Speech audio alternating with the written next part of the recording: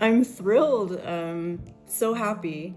It's not something I was expecting, and I'm grateful. And I'm like, whoa, look at that list. How are they ever going to chop that in half? So I'm so delighted. I'm thrilled. I'm just like, whoa, the mermaid got there. It was a huge surprise, especially considering the scope of the prize. But it means so much to me because of the reputation of the prize as well.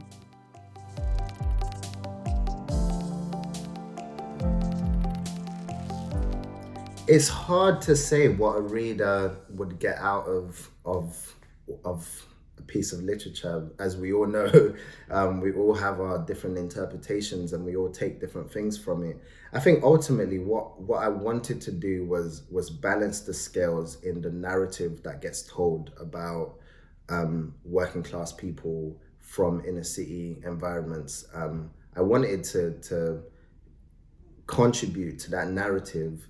I hope this book gives readers language and context for either experiences they've had or experiences that people that they know or love have had, and just sort of adds a level of nuance to conversations about things like domestic violence, queerness, sexual violence, like giving sort of a space, like a nuanced space to that, that it hasn't, I don't think it quite has yet, or at least contributes to that process. It is a book about friendship and family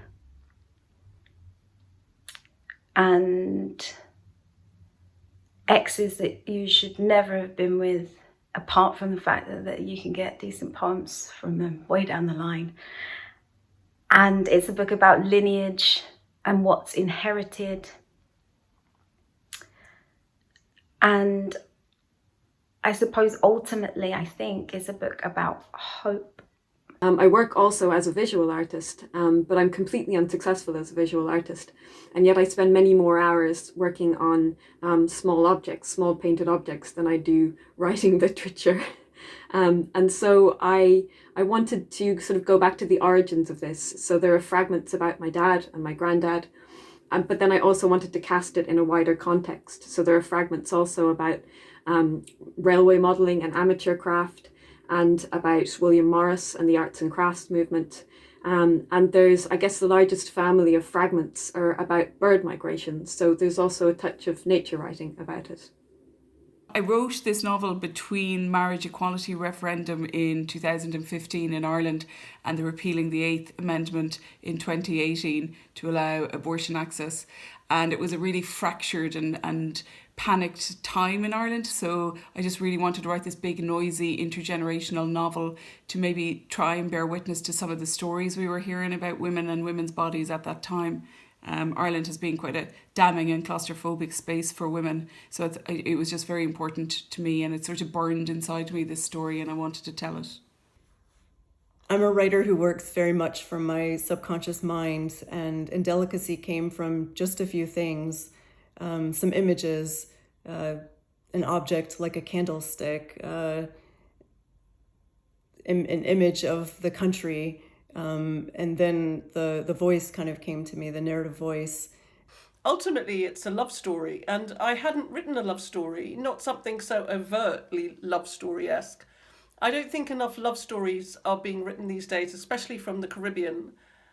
Sometimes I think that love is looked on as not enough. It's not enough to write a love story, and I think it's a mighty theme, something that we do need to be writing towards and thinking about.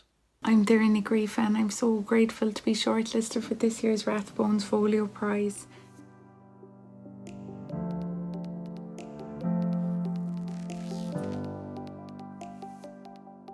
I'm incredibly honored. My UK readers have been so wonderful and generous to me in my short career, and it's just a real honor. Also, I know that the long list was so wonderful and extensive, so the shock of sort of being chosen for the short list has been tremendous, but obviously I'm extremely happy. It was something that I really didn't think was going to happen or could have happened. I was also quite shocked. I suppose in lockdown there wasn't a whole a lot of ways to celebrate, so I went out for a little walk for myself, just walked up the road and came back. But it means a huge amount. I suppose writers work on their own a lot of the time and you know, in isolation, so it's really nice, and there's kind of a communal feel to this. I feel deeply honoured. I feel very lucky to be read and for the book to be recognised, to be on a list like that.